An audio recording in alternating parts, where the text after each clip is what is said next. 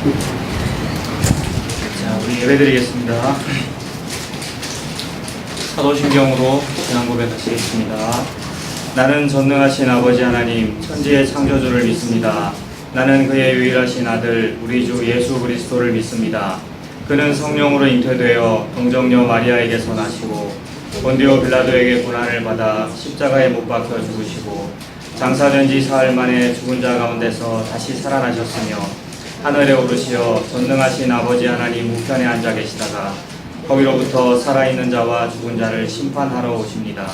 나는 성령을 믿으며 거룩한 공교회와 성도의 교제와 죄를 용서받는 것과 몸의 부활과 영생을 믿습니다. 아멘. 찬송가 301장입니다. 찬송가 301장입니다.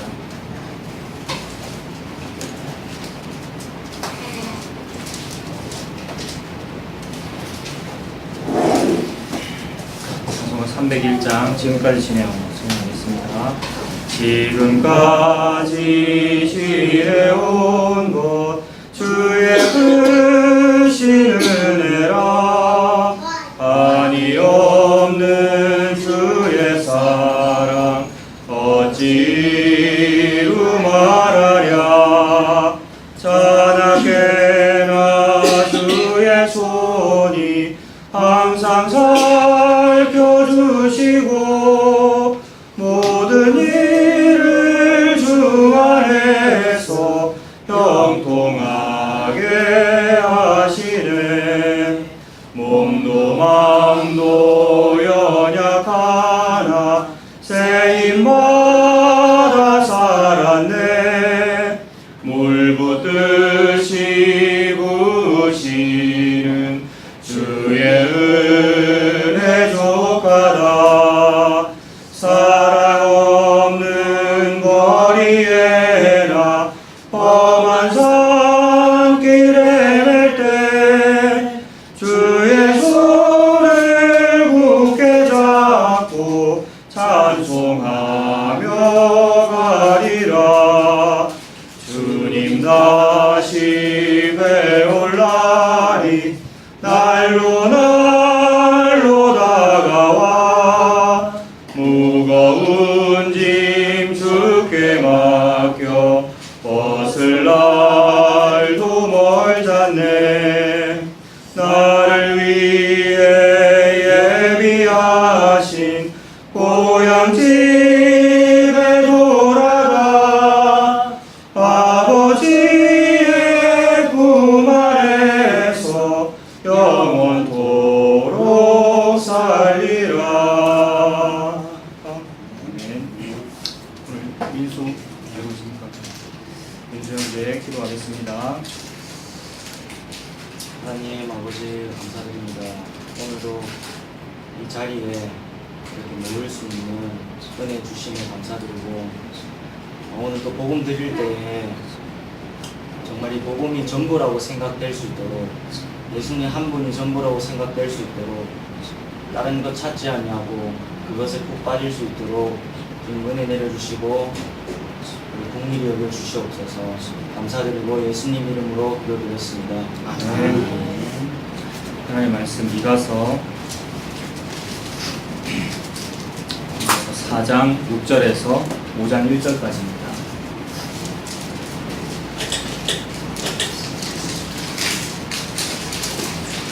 이가서 4장 6절에서 5장 1절까지.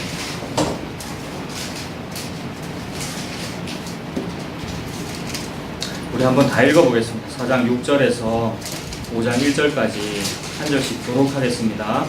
여호와께서 말씀하시되 교독하겠습니다. 여호와께서 말씀하시되 그날에는 내가 저는 자를 모으며 쫓겨난 자와 내가 환난받게 한 자를 모아 나를 저는 자는 남은 백성이 되게 하며 머리 쫓겨난 자들이 나라가 되어 나 여호와가 시온 산에서 이제부터 영원까지 그들을 다스리리라 하시니 너 양떼의 망대요 딸 시온의 산이여 이전 권능 곧 딸 예루살렘의 나라가 내게로 돌아오리라. 이제 내가 어찌하여 죽느냐 너희 중에 왕이 없어졌고 내 모사가 죽었으므로 내가 해산하는 여인처럼 고통하느냐 딸 시온이여 해산하는 여인처럼 힘들여 나을지어다. 이제 네가 성읍에서 나가서 들에 거주하며 또 바벨론까지 이르러 거기서 구원을 얻으리니 여호와께서 거기서 너를 네 원수들의 손에서 속량하여 내시리라. 이제 많은 이방 사람들이 모여서 너를 치며 이르기를 시온이 그렇게 되면 그것을 우리 눈으로 바라보려 나와 하구나. 그들이 여호와의 뜻을 알지 못하며 그의 계획을 깨닫지 못한 것이라. 여호와께서 곡식단을 타작마당에 모음같이 그들을 모으셨나니 나 시온이여 일어나서 질지어다. 내가 네 꼴을 문새 같게 하며 내 몸을 노릇하게 하리니 내가 너의 백성을 쳐서 깨뜨릴 것이다.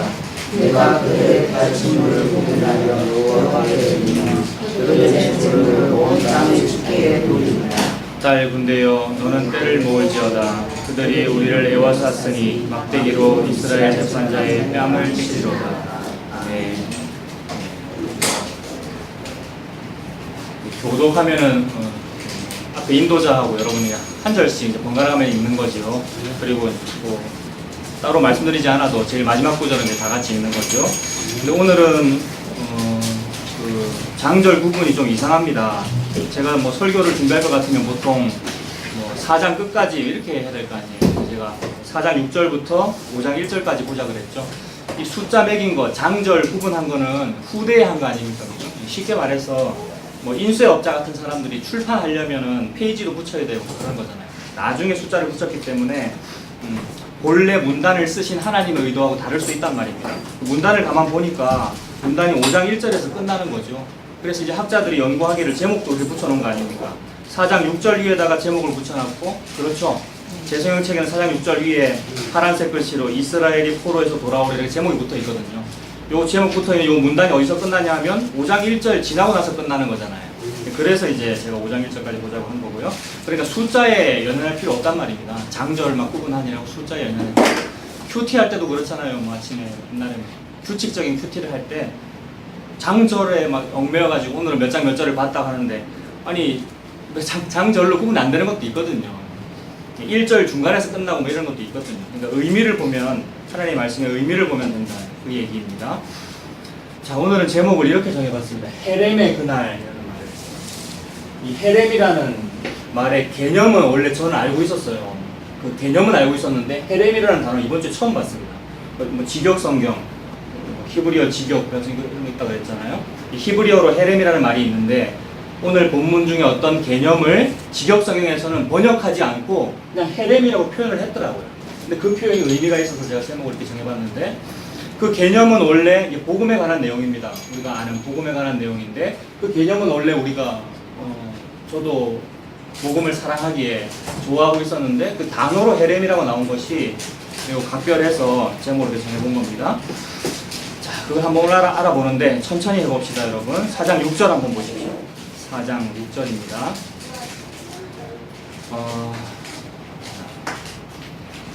여호와께서 말씀하시되 그 날에는 라고 말씀하시죠. 지난 시간에는 그 끝날을 봤잖아요. 지난 시간에 4장 1절에 끝날에 이르러는 이라면서 하나님 말씀하셨는데 이런 이야기, 그 날 또는 마지막 날이 있다라는 얘기, 이런 얘기가 매우 자주 성경책에 나오죠. 또 어떤 때는 여호와의 큰 날 이런 말도 씁니다. 하나님의 날, 여호와의 큰 날, 크고 두려운 그 날, 뭐 이런 표현이 있단 말이에요. 성경책에 여러 가지 그런 표현들이 있고 마치 그날을 의미하는 듯 궁극적인 그날을 의미하는 듯 표현된 성경책이 요한계시록이다 보니까 요한계시록에 무슨 날, 엄청난 큰일이 벌어지는 무슨 엄청난 날 이런 표현들이 있다 보니까 우리 인간은 그런데 신경이 쓰이잖아요. 종말의 그날이 언제일까 막 신경이 쓰이잖아요. 예수님 다시 오시는 그날이 언제일까 막 신경이 쓰인단 말이에요. 그래서 그 날과 시에 집중하게 되고 무슨 날에 우리가 집중하게 됐는데, 그리고 좀 신비주의적이거나 아니면 좀 과다한 종말론자들은 그런 날에 집중하죠. 그래서 날짜를 계산하기도 하고 언제쯤에 예수님 다시 오시는 말 하기도 하고. 그래서 1999년 10월 28일 예수님 오신다 그랬거든요. 생각나십니까? 그때 제가 중학생이었나? 99년 맞습니까? 옛날에? 네. 휴거. 네. 다미 선교회, 다가올 미래를 준비하는 다미 선교회 10월 28일. 우리 딸 생일인데 10월 28일. 아무튼 그런 날짜를 막 계산하게 됐는데 그럴 수밖에 없어요. 그 날에 대한 표현들이 많이 나오고 그것이 우리의 우리를 자극하잖아요, 우리 사람들. 근데 그 날이 뭔지를 그래서 한번 보겠습니다. 그러니까 지난 시간에도 4장 1절에 끝날이 있다라고 말씀하셨고, 오늘도 6절에 그 날에는 이라고 말씀하시는데, 자, 날과 시를 신경 쓰지 말고 무슨 날이 있기는 있구나 이렇게 상정해 볼 수 있습니다. 그죠? 어떤 날이 있기는 있구나. 그 날에는 내가 저는 자를 모으며 쫓겨난 자와 내가 환난받게 한 자를 모으신답니다. 절름발이도 있고요. 옛날 성경책에는 병신이라고 되어 있었는데 이 말이 뭐 좀 어감이 안 좋다고 바꿨습니다만은 그 말이 맞죠. 병신에 해당하는 사람, 늘 그 사회로부터 왕따당하거나 루저로 여겨지는 그런 사람들 하나님 모으신대요. 핍박받던 사람들을 하나님 모으시고요. 쫓겨난 자와 환난받게 한 사람, 환난받던 사람들 다 모으시는데, 근데 이 환난받고 장애인이 되었거나 핍박받았거나 왕따당했거나 모든 이런 일들을 누가 주관했습니까? 6절을 보니까 환난을 받는 사람들이 있는데 누가 환난받게 한 거예요? 하나님께서 하셨네요. 이것도 은혜가 되지 않습니까, 여러분? 내가 아프다면 나 아픈 이것이 하나님께서 하셨대요. 그러면 그게 은혜던데요, 여러분. 근데 이게 은혜가 아닌 사람은 나 하나님 잘 믿을게요. 나 예수님의 이름을 믿습니다. 이 예수님의 이름으로 나의 이 어려움을 좀 타게 해주세요 라고 요구하게 되더라고요. 근데 이런 요구는 믿음이 없는 사람은 안 하더라고요. 믿음이 있다는 사람들이 예수의 이름으로 나의 이 환난을 없애주세요 라고 요구하게 되는데 아니었어요. 그 환난을 누가 줬는데요? 하나님께서 주셨대요. 그러면 선물이고 하나님의 다른 뜻이 있네요. 그러면 십자가일 것입니다. 그 뜻은 하나님의 뜻은 하나님께서 하시는 일은 항상 십자가이므로 하나님께서 하신 겁니다. 하나님께서 주신 그 고통을 다 모으시네요. 하나님 모으셔서 회복시키는 날이 그 날이네요. 그럼 우리 상상해 보자 그랬죠? 그 날은 뭔가 좋은 날이네요. 엄청난 회복이 벌어지는 어떤 날입니다. 그 날에 또 무슨 일이 벌어집니까? 7절에 발을 저는 자는 남은 백성이 되게 하겠답니다. 우리 남은 자 사상 이거 봤잖아요. 남은 자 사상. 구약 성경책에 특히 선지자들이 많이 언급하던 남은 자가 있다라는 이런 사상. 남은 자는 어떤 겁니까? 한마디로 모두가 다 교회 다니는 모두가 다 믿음이 있다 그러고 다 내가 진짜 믿음이 있는 사람이야 라고 하는데 하나님께서 볼 때는 아니란 말입니다. 그래서 마치 이 키 위에서 아니면 타작마당 위에서 탈탈탈 털어가지고 쭉정이들은 다 가고 알고만 딱 남을 때의 그 남았다라는 이미지, 그게 남은 자입니다. 진짜 예수 믿는 사람, 진짜 예수님의 십자가가 있는 사람만 딱 남는단 말입니다. 근데 이거 지가 남고 싶어서 남아집니까, 여러분? 내가 복음을 더 깊이 공부할래요 라고 해서 되지 않고 환난도 하나님께서 주시듯 남은 자도 하나님께서 주관하십니다. 그래서 하나님께서 남은 자 되게 하면 그 사람 은혜 받은 거예요. 온 우주를 다 받은 거예요. 하나님이 그런 사람을 모으겠답니다. 7절에 발을 저는 자, 즉 장애인이었고 아까 병신처럼 여김받았고 왕따당했던 그런 사람들이 오히려 남은 백성이 된다. 은혜잖아요. 남은 백성이 되게 하고, 그러니까 그 날은 뭐냐면 남은 자가 드러나는 날이 그 날이겠죠. 요 남은 자는 평소에는 어떤 사람이었냐면 늘 손가락질 받던 사람이었어요. 미쳤다 그러고 스트레인저라는 말도 그거라고 했잖아요. 선지자도 구약시대 때의 선지자의 별명도 그거였잖아요. 미친놈. 대다수의 사람들이 볼 때는 저 목사님이 말이 맞고 저 훌륭하게 신학교 나와가지고 목회 잘하고 있는데 이분들 말이 맞지, 이사야 저건 이상해 하는 짓이, 예레미야 쟤는 꼭 이상한 소리만 해 라고 이상하다고 소리 들었던 사람이 이상한 사람이잖아요. 그게 스트레인저. 그런 사람이었는데 어느 날 남은 자로 드러났어요. 진짜로 드러났다고. 그게 남은 자의 그 날이지요. 그게 이제 오늘 주제 헤렘의 그 날입니다. 그 날을 지금 계속해서 조금씩 더 보는 겁니다. 그 7절 또 중간에 보시면 멀리 쫓겨났던 자들이 강한 나라가 되게 하는 날이네요. 그 날이 또 회복의 날이 좋은 날이네요. 그죠? 또 나 여호와가 시온산에서 이제부터 영원까지 그들을 다스리리라 하셨나니 너 양떼의 망대요 딸 시온의 산이여. 양떼의 망대면 양떼는 하나님의 양떼, 목양하시는 하나님 백성들 이렇게 볼 수 있겠죠. 망대라는 것은 고초들이 양떼 지키면서 늑대가 오나 안 오나 세워놓은 초소 같은 거, 높은 망대, 상상해 볼 수 있잖아요. 양떼의 망대고 딸 시온의 산이여 그랬습니다. 시온산 이러면 예루살렘 상징하잖아요. 예수님을 의미하고요. 하나님의 백성, 하나님의 나라, 수도, 그의 백성 이런 거 의미하겠죠. 하나님 나라의 이전 권능 곧 딸 예루살렘의 나라가 너에게로 돌아오리라. 나라가 국권을 막 피탈당한단 말입니다. 아수르한테 뺏기고 바벨론한테 뺏기고 예수님 당시는 로마한테 뺏기고 우리나라 같으면 일본한테 지배당하고 그런 일이 있었잖아요. 그런데 회복되는 날이 있다란 얘기네요. 나라의 이전 영광이 다시 돌아오니까. 우리나라로 치면 8.15 광복의 날이 있다. 8.15 광복 얼마나 좋은 날입니까? 1945년 8월 15일. 대단한 날 아니에요? 그럼 어떤 대단한 날이 있다라는 얘기를 넌지시 지금 계속하고 계시는 거죠. 다른 성경책에서는 여호와의 큰 날이라 그랬고, 마지막 날이라 그랬고, 4장 1절엔 끝날이라 그랬고, 오늘은 그 날이라고 하면서 똑같은 얘기를 지금 하고 있는 겁니다. 하나님이 지금 그 날이 뭐길래 이렇게 모자이크처럼 막 뜯어가지고 그냥 봐가지고는 모르겠는데 다 조합해보면 모자이크가 돼가지고 어떤 한 그 날, 딱 특정한 그 날을 지금 말하고 있네? 이거를 지금 느껴보자는 겁니다. 막 모자이크처럼 풀어져 있는 걸 제가 지금 하나씩 말하고 있는 거죠. 그 8절이 나라의 국권이 다시 회복되는 그 멋진 날이라는 얘기고요. 근데 9절을 보십시오. 조금 다른 얘기를 하십니다. 9절에 이제 네가 어찌하여 부르짖느냐. 부르짖긴 부르짖어요. 모든 사람들이 어떤 좋은 일을 바래요. 모든 사람들에게 막 소망이 있잖아요. 어떤 사람은 나 사업 잘 됐으면 좋겠습니다. 어떤 사람은 우리 자식들 공부 잘해서 훌륭한 사람 됐으면 좋겠습니다. 소망이 있고, 또 믿는 자에게도 예수님 다시 오셨으면 좋겠어요. 아니면 우리 교회가 더 믿음이 좋아졌으면 좋겠어요. 복음이 들려왔으면 좋겠어요. 라는 여러 가지 그런 소원들이 있는데 그 소원 때문에 막 부르짖어요. 근데 그런 모든 소원들이 보통은 탐심 때문에 나오더라고요. 인간의 자기 속에 있는 자기 원함. 그래서 막 부르짖는데 지금 그 부르짖음을 하나님께서 또는 하나님의 말씀을 받은 요 선지자가 살짝 비꼬아서 얘기하는 겁니다. 9절에 네가 어찌 그리 부르짖느냐. 어찌 그리 인간들이 전부 탄심이 많아서 탄식이 나옵니다, 여러분. 탐심이 많아서 막 탄식이 나와요. 이 땅에서 어려움들이.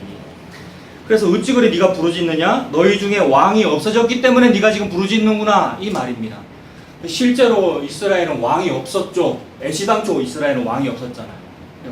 왕이 없기 때문에 백성들이 막 부르짖습니다. 지난 400여 년간 우리가 사사시대를 살았는데 사사 가지고는 우리나라 정치가 제대로 안 됩디다. 사무엘 선지자님 당신도 늙으셨고 당신의 두 아들이 지금 비리 저지르고 있지 않습니까? 이런 사사 제도 가지고는 안 됩니다. 계속 이대로 하시면 우리 촛불 집회할 겁니다. 라고 한 것이죠. 저는 민주주의를 좋아하고 촛불 집회를 지지합니다만은 인간의 탐심에서 나온 거하고 마찬가지란 말이에요. 수천 년 전 사무엘에게 얘기했던 것도 촛불 집회의 일환입니다. 그럼 태극기 집회는 그러면 뭐 다른 게 똑같습니다. 태극기 집회는 촛불 집회 그런 일환으로 제대로 된 왕을 세워야 됩니다. 나는 박근혜가 제대로 된 왕이라고 생각하기 때문에 박근혜를 세워야 됩니다. 요 얘기고, 또는 반대로 된 그 반대파도 마찬가지죠. 그래서 사무엘 당신으로는 안 되겠습니다. 우리도 이방 나라처럼 눈에 보이는 왕을 세워 주어야 우리나라가 좀 잘 되겠습니다라고 기도했고 요구했고 데모했고 말했단 말입니다. 요 말이 탄식이죠. 인간의 막 스트러글이란 말이야. 살고 싶은 소리를 내미란 말입니다. 그것이 탄식이죠. 니들이 어찌 그리 탄식하느냐, 어찌 그리 부르짖느냐, 왕이 없기 때문이구나 라고 비꼬은 거죠. 요 비꼬음은 하나님의 말씀 속에도 들어있습니다. 그때 이스라엘에 왕이 없으므로 백성이 각기 자기 소견에 오른 대로 행동하니라. 각기 자기 소견에 오른 대로. 차목사도 지 소견에 오른 대로 전부 각기, 사람이 다 신이잖아요. 자기가 선악과를 먹으면 신이거든요. 그래서 사탄도 그랬잖아요. 우리 보고 니들이 선악과 먹으면 하나님처럼 되는 거야. 그래서 우리 좋다고 덥석 먹은 거 아닙니까? 저와 여러분, 우리가 다 신 됐어요. 그러니 우리는 각기 자기 자아대로 하잖아요. 전부 예수 믿고 십자가 좋아한다고 하면서도 전부 자기 자아대로 합니다, 여러분. 그래서 탄식이 나와요. 지 소원이 안 이루어지거든. 잘 지 마음대로 안 되거든. 왜냐하면 신은 물리도 좀 걸어야 되고 신은 뭔가 마음대로 해야 되는데 우리가 마음대로 안 되거든. 마음대로 안 되면서 넌지시 참고들 있는 겁니다, 다들. 우리나라에서는 유교 문화로 그걸 참죠. 예의 지켜야죠. 집사님 앞에서 예의 지켜야죠. 또 집사님은 목사님이니까 제가 이런 식으로. 그게 다 부르짖음이었고 탄식이었습니다. 근데 왕이 없어졌고 네 모사가 죽었으므로 네가 해산하는 여인처럼 고통하고 있구나라는 살짝 비꼬움의 얘기입니다. 근데 동시에 비꼬우시면서 근데 너네들 왕 필요한 거 맞긴 맞아, 이 말입니다. 너네 왕 있어야 되는 거 맞아. 왕이 없으니까 각기 자기 손에 오른 대로 행동하고 있잖아. 그리고 너 모사가 없구나. 구절에 있는 중간에 모사라는 말은 카운셀러라는 말이거든요. 상담가라는 얘기잖아요. 너무나 확실한 진짜 옳은 정답을 얘기해주는 진짜 상담가. 이 세상에 있는 상담가 말고요. MBTI 검사나 하고 뭐 우리 기질 부분이나 해가지고 뭐 적당한 처세수를 제공해주는 그 상담가 말고 진짜 상담가가 있단 말입니다. 너네 맨날 탄식하고 있는데 진짜 모사가 너한테 필요하구나. 진짜 왕이 필요하구나. 너에게 그 왕이 주어지기 위해서 네가 마치 10달을 배불러가지고 그 해산의 고통을 하면서 아이를 낳듯이 네가 그 고통을 당하면서 아들을 한번, 왕을 한번 낳아봐라는 얘기입니다. 그래서 여러분, 왕 낳는 이야기입니다. 아들 낳는 이야기. 어머니들은 다 아실 거 아닙니까? 해산하는 고통. 그리고 남자는 그러면 그게 없느냐? 똑같아요. 남자도 선악과 먹고 나서 네 얼굴에 땀이 흘러야 음식을 먹으리라 하지 않습니까? 남자에게 주어진 탄식은 네 얼굴에 땀이 흘러야 음식을 먹으리라 이고, 여자에게 주어진 탄식은 아들, 딸 낳는 거. 그렇지요. 지금 비슷한 맥락에서의 이야기입니다. 신께서, 여호와께서 저와 여러분에게 살짝 비꼬는 듯 하지만 동시에, 그래, 왕 필요한 거 맞아. 네가 고생해가지고 해산하는 고통으로 아들 낳아라 라는 얘기입니다. 그 아들이 누구냐면 왕이고 모사여야 하는 거예요. 그 왕이, 우리가 낳아야 되는 아들이 왕이고 모사여야 하는 겁니다. 결론을 얘기하고 지나가죠. 우리가 정말 너무나도 괴로운 탄식과 고통으로, 우리의 어려움으로 우리에게서 한 왕이 태어납니다. 우리에게서 모사가 태어나고요. 그게 예수 그리스도이지요. 결론을 지금 먼저 얘기 드리는 거예요. 그 마리아가 우리잖아요.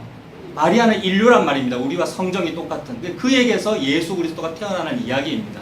근데 매우 쉽게 아주 영광스러운 사명을 수행하던 마리아가 그렇게 하는 것이 아니라 욕 먹어가면서, 처녀가 아이를 뵌 거 아닙니까? 욕 먹어가면서 그다음 자기도 이해되지 않냐는, 내가 어떻게 메시아를 잉태한다면 자기도 이해되지 않는, 그래서 나도 이해되지 않고 나도 다 해석되지 않는 나의 인생을 통하여 나에게 십자가라는 예수 그리스도가 주어지는 이야기란 말입니다.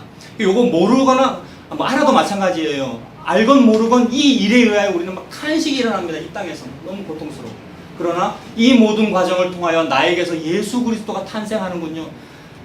또 여기서 이상한 상상을 하면 내가 예수님을 낳고 그런 얘기가 아니라, 나에게서 예수가 탄생한다는 방금 그 표현은 내가 예수님이 믿어지는군요 라는 요 얘기입니다.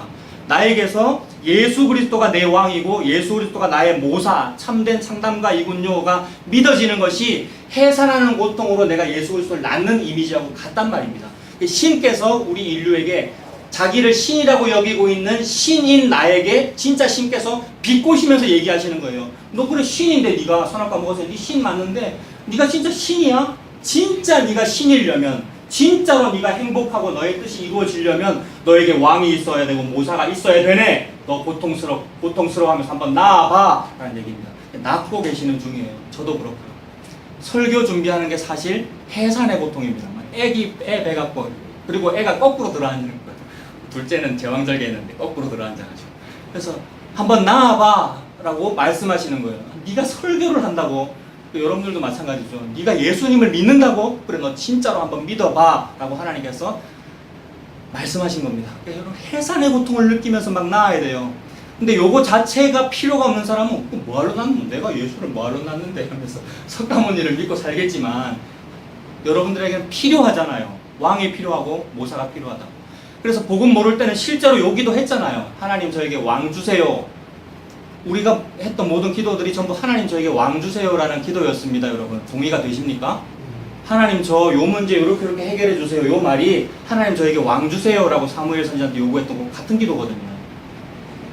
자, 하나님 그래 맞다 요구해라. 내 줄게. 그래서 준 왕이 사울 왕이었고, 그래서 준 왕이 다윗 왕이었고, 그래서 준 왕이 아들이 낳고 예수 그리스도, 아브라함과 다윗의 자손 예수 그리스도의 세계가 그 얘기잖아요. 하나님께서 지금 이 일을 하고 계십니다. 자, 그래서 중간 결론 지금 말씀드렸는데, 그러면 그 날이라는 건 뭐냐 하면 아들 태어나는 그 날이네요. 그러면 우리에게 왕이고 우리에게 참된 모사인 예수 그리스도, 진짜 메시아, 구세주가 나에게 주어지는 날이 그 날입니다. 그 날은 인간의 날짜로 하면은 몇 년도, 몇 월, 며칠 이렇게 정할 수 있지만, 하나님의 개념 속에서는 날짜로 정해지는 날이 아니에요. 우리는 무슨 크리스마스를 정해가지고 그 날이 예수님 태어나신 날이야. 그러므로 미가서 4장 6절에 그 날은 크리스마스구나. 이런 식으로 생각할 수 있는데 매우 어리석은 대입이란 말입니다. 하나님은 시공간의 개념이 필요가 없는 거잖아요. 그래서 예수 그리스도의 모든 날이 그 날입니다. 그러므로 탄생의 날도 그 날이요, 십자가의 날도 그 날이요, 무리를 걸으신 그 날 몇 시, 몇 월, 몇 초도 그 날이요. 그 다음에 아직 예수님 태어나지도 않았는데 여리고성을 정복하러 가는 여호수아 장군 칼 들고 싸우려고 하고 있는데 앞에 여호와의 군대 장관이 나타났을 때 그 여호와의 군대 장관 예수 그리스도잖아요. 여호와의 군대 장관 예수 그리스도거든요. 그 날도 그 날이란 말입니다. 모든 예수 그리스도의 날이 그 날입니다. 그러므로 하나님에게는 태초 이전과 태초와 모든 역사의 시간과 종말과 종말 이후가 전부 다 예수 그리스도지요. 예수님이 전부다라는 말이 그 말이고, 그리고 요 모든 일이 하나님이 하시는 일이란 말입니다. 하나님 굉장히 열심히 일하고 계셔요. 요 모든 일이 하나님이 하시는 일이고, 이 일을 우리 인간의 눈에 보이게 펼쳐진, 눈에 보이게 완성하신 분이 예수 그리스도이고, 완성된 그 모든 그런 하나님의 열심의 일들이 딱 집중돼 가지고 한 점에서 딱 수렴되는 그 점이 예수 그리스도의 십자가. 거기서 내가 이거 싹 다 했어 라고 죽으신 거죠. 그러니 예수님이 전부다라는 말은 그 뜻이지요. 그래서 요 모든 날 한 점으로 딱 줄이면 십자가 또는 베들레헴 마구간에서 탄생 곧 점이 되지만, 싹 다 펼치면 우주 전체란 말입니다. 전체가 여호와의 큰 날이지요. 그래서 노아의 홍수 일어났던 그날도 그날이요, 소돔 고모라 멸망의 날도 그날이요, 모든 역사적 사건들이 다 그 날이란 말입니다. 그러니 우리는 성경을 봐도 그렇고 무슨 시사 뉴스를 봐도 그렇고 세상을 봐도 그렇고 전부 예수 그리스도로 해석이 가능한 거예요. 예수님 반대하는 어떤 사건에 대해서는 반면교사로 예수님 생각할 수 있고요. 정말 예수님에 해당되는 어떤 일을 봤을 때 메시아가 이런 이미지구나 하는 거 깨달을 수 있죠. 전부 이미지로 주어지잖아요. 왜냐하면 여호와 하나님께서는 빛이시고 예수 그리스도는 본체이시며, 빛이 예수 그리스도라는 본체를 딱 하이라이트, 스포트라이트, 조명을 딱 비쳤더니 당연히 반대쪽에 그림자가 생길 거 아닙니까? 우리는 그림자잖아요. 우리 피조물이니까. 먼지에 불과한 거 아닙니까? 먼지에 불과한 이 흙덩이 피조물로서 그림자로서 그림자 속에서 살고 있는 거거든요. 모든 것이 다 그림자니까 눈이 뜨인 사람은, 눈이 뜨이는 건 지가 잘라서 뜨이지 않습니다. 하나님께서 은혜를 주신 사람은 그림자의 주제이면서도 동시에 그림자들을 보면 예수님이 느껴지는 거죠. 어떤 때는 반면교사로, 어떤 때는 정면교사로. 그게 은혜입니다. 그래서 이러한 이 그림자들을 통하여 예수에서 보이는 모든 시점들이 그 날입니다. 하나님은 그 말만 하고 있습니다. 창세기 1장 1절부터 요한계시록 끝까지 피조물에게 예수 그리스도를 증명하고 있는 중입니다. 그러니 어떤 날짜를 계산하는 것이 의미가 없지요. 시한부 종말론이 의미가 없다고요. 종말의 그날이 언제일까 계산하는 것이 의미가 없다고요. 모든 날이 종말이구나. 그러니 성도는 매일매일 종말을 삽니다. 아, 끝났구나. 그래서 탄식이 있으면서도 동시에 탄식이 없는 이유가 끝났기 때문에. 탄식스러워요. 괴롭고요. 날씨 얼마나 덥습니까? 밖에 나가면 너무 괴롭고 힘든데, 그런 동시에 다 끝났구나, 다 완성돼 있었어. 그래서 한숨 쉬면서 동시에 괜찮습니다, 제가 쉴 수 있습니다 가 되지요. 이걸 보고 안식이라고 그러잖아요. 요 안식이 한번 리마인드 되고 한번 설명 듣고 나도 한번 설명해보고 하는 날이 주일이죠. 그 예배 시간이고요. 지금 안식 얘기하느라고 제가 지금 안식 얘기하느라고 막 스트러글을 하고 있더니 막 탄식하면서 말이 안 나와가지고 막 어떻게 설명할까. 이게 막 탄식스러우면서 동시에 기쁜 일이죠. 이게 얼마나 재밌는 건데, 여러분. 얼마나 재밌는 건데. 이거 막 준비하고 이거 말하는 것이. 그래서 논단 말입니다. 논다. 안식한다. 그게 그 날입니다. 그래서 이제 아들, 딸을 낳으신 어머니들은 아이 낳고 나면 이제 세상에 사람 난 기쁨 때문에 이전 고통을 잊게 된다는 그런 말씀도 있잖아요. 해산하고 나니까 이제 다 했다라는 그 이미지, 그게 그 날이지요. 그 날을 하나님이 이렇게 설명하고 계십니다. 그래서 네가 9절이 그거였죠. 네가 고통해서 한번 네가 해산하는 고통을 하고 있구나. 10절에 딸 시온이여 해산하는 여인처럼 힘들여 나아라 라고 말씀하십니다. 여러분, 나으십시오. 직장생활이 그거고요, 사회생활이 그거고, 여러가지 세상 사람들과의 부딪힘과 또 교회 안에서의 인간관계와 모든 일들을 다 겪으십시오. 피할 필요가 없더라고요. 쫓아내가지고 탈출하는 것은 은혜고요, 그거 말고 막 나의 탐심 때문에 피할 필요 없다고요. 다 겪어집니다. 그게 해산하는 고통입니다. 해산하는 여인처럼 힘들여 나아라. 이제 네가 성읍에서 나가서 들에 거주하면, 결국 쫓겨나게 됩니다, 여러분. 결국 성읍에서 나가서 들에 거주하게 되고, 요게 사울 왕에게서 쫓겨나서 광야로 피한 다윗의 같은 이미지입니다. 세상으로부터, 세상에 왕으로 임하였음에도 불구하고 세상으로부터 너는 사마리아 사람이야, 너는 미친 사람이야 라고 욕먹었던 예수와 같은 이미지란 말입니다. 예수님이 그런 식으로 쫓겨난다라는 것을 보여주기 위하여 우리의 역사 속에서 쫓겨나는 일들이 벌어져요, 여러분. 어느 사회에서든지 바른 말 한번 해보십시오. 환영을 못 받고 쫓겨나지. 어느 사회에서든지. 세상 정치적으로도 그렇고 복음 안에서는 진짜로 그래요, 여러분. 복음 안에서는 복음 얘기해 보십시오. 당연히 미움받지요. 쫓겨나는 일이 벌어집니다. 그래, 쫓겨나는 일이 벌어진다는 것을 눈에 보이는 그로 드러내려고 이스라엘이 포로 잡혀가는 일을 이루셔요. 오늘 미가서 이 부분에서는 역사적인 사실로는 이스라엘 나라가 아수르와 바벨론에게 망하고 결국 바벨론으로 멀리 포로 잡혀간다는 이야기를 표현하고 있는 겁니다. 그러나 포로 잡혀가는 그날 그 시점만 중요한 겁니까? 그 시점만 하나님이 지금 말씀하고 있는 겁니까? 그림자 중에 하나일 뿐이고 모든 날이 그날이잖아요. 그래서 핵심적인 한 그날은 포로 잡혀가는 날이기 때문에 네가 성읍에서 나가서 들에 거주하게 될 거란 얘기를 하는 겁니다. 예루살렘 성읍에서 이제 쫓겨날 거란 말이에요, 바깥으로. 그래서 아수르로 잡혀가고 막 혼혈인이 되고 아니면 바벨론으로 잡혀가고 다 잡혀갈 거란 말이에요. 그래서 어디까지 가는 거예요? 10절에 보니까 그 들에 거주하고 그 다음 어디 갑니까? 바벨론까지 결국 가죠. 바벨론까지 갑니다. 바벨론까지 이르러 거기서 구원을 얻으리니 여호와께서 거기서 너를 네 원수들의 손에서 속량하여 내시리라. 그래서 바벨론까지 잡혀가야 되는 그 날도 종말의 날이기 때문에 마지막 날 그 날이고요. 동시에 바벨론 잡혀가서 이제 몇십 년 살아야 됩니까? 거기서 70년 살아야 됩니다. 70년 동안 그 사는 그 삶이 탄식이잖아요. 그것도 분투란 말이에요. 스트럭을 하루하루 살아야 되고 먹고 살아야 되고요. 거기서 레위인은 어떻게 살았다 그랬습니까? 레위인은 성직자인데 성직자면 하나님의 말씀 두루마리 이거 막 만져야 되고 하나님의 말씀을 만져야 되고 찬송가를 펴야 되고 찬송가를 같이 불러야 되기 레위인인데 찬송가 아니면 말씀을 만지는 내 손에 또는 몸에 장애가 있으면 안 되거든요. 유대인 율법에 의해서. 장애인은 레위인이 되면 안 되는 거죠. 율법에 의해서는. 장애인은 목사가 되면 안 된단 말입니다. 근데 바벨론에 잡혀갔더니 막 바벨론 사람들이 그발 강가 이런 데서 강가에서 막 강제노역 시키다가 10분간 휴식 해놓고 야 니네 그냥 쉬지 말고 나 여기서 술 한잔 할 테니까 니네들이 예루살렘 성전에서 부르던 찬송가 한번 불러봐 막 시킨 거예요. 그럼 누가 찬송가 불러야 되겠습니까? 레위인이 또는 성가대 지휘자 뭐 성가대 하던 그런 자손들이 일어나가지고 불러야 된단 말입니다. 근데 그 불러야 되는 그 요구를 피하려면 어떻게 해야 되느냐면 저는 레위인이 아닌데요 이렇게 해야 되는 거예요.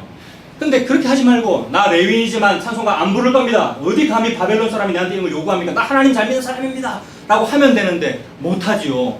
용기도 없거니와 그 하나님 믿는다는 그 일에 망해서 지금 포로 잡혀온 거 아니에요. 양심이 있으면 이 말을 못하는 거예요. 부끄러워가지고. 그래서 피하기는 피해야 되겠는데 떳떳하게 바른 말은 못하겠고 그래서 미리 몰래 어디 가서 손가락을 자른 거예요. 스스로. 손가락을 자르면 장애인이잖아요. 그래서 그때 보십시오. 저 손가락 잘렸잖아요. 저 장애인이기 때문에 성직자 아니에요. 그럼 저 찬송가도 몰라요 라고 하게 된단 말입니다. 요 일 자체가 비참함을 설명하는 거예요. 이게 그 시편에 있다 그랬잖아요. 그 바벨론 강가에서 하는 시편. 다들 이불 개고 밥 먹어 이런 게 있다 그랬잖아요. 생각나시죠? 그 팝송이 그 옛날 70년대 80년대 보니엠이라는 그런 그룹이 있었거든요. 그래서 설명드렸죠. 흑인 그룹인데 그 사람들은 무슨 믿음으로 그런 노래 부른 것은 아니고 자기들도 흑인이다 보니까 압제받은 민족이다 보니까 자기들의 압제받는 그 서러움을 성경책에다가 대입시켜가지고 그런 노래를 부른 겁니다.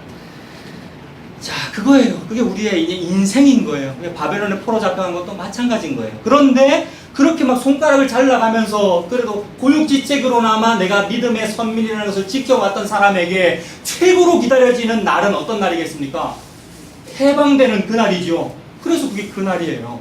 그러니 이 사람에게는 멸망하던 날도 그날이요. 포로 생활 70년이 끝나는 날도 그날이죠. 선지자는 지금 그 말을 하고 있는 겁니다. 너희들이 진짜로 기다리는 보통의 사람들은 대구 팔공산에서 우리 아들 서울대학교 수석합격 해주세요 라는 요거를 바라는데 니들이 진짜로 바라야 될 어떤 다른 무언가가 있는데 그 일이 이루어지는 날이 있어 라는 날이 그 날인 거죠. 하나님께서 그 말을 하고 있는 거죠. 그래서 바벨론까지 이르러서 거기서 구원을 얻으리니 여호와께서 거기서 너를 네 원수들의 손에서 속량해 내시는 바벨론 포로에서 이제 회복되어 예루살렘으로 돌아오는 날이지요. 11절에 이제 많은 이방 사람들이 모여서 너를 치며 자 그런데 계속해서 고통이 여전히 있어요. 이방 사람들은 아수르 사람들이고 바벨론 사람들이거든요. 11절에 있는 이방 사람들은 이 사람들은 아수르나 바벨론의 정규 군인도 아닙니다. 또 우리를 침공해 오는 사람들은 적군의 정규 군인도 아니에요. 적군은 제국이기 때문에 제국은 항상 뭔가 좀 돈이 많아요. 제국은 자본주의 시스템이 고도로 발달해요. 자본주의 시스템에서 다른 나라를 쳐들어갈 때 어떻게 하면 되겠습니까?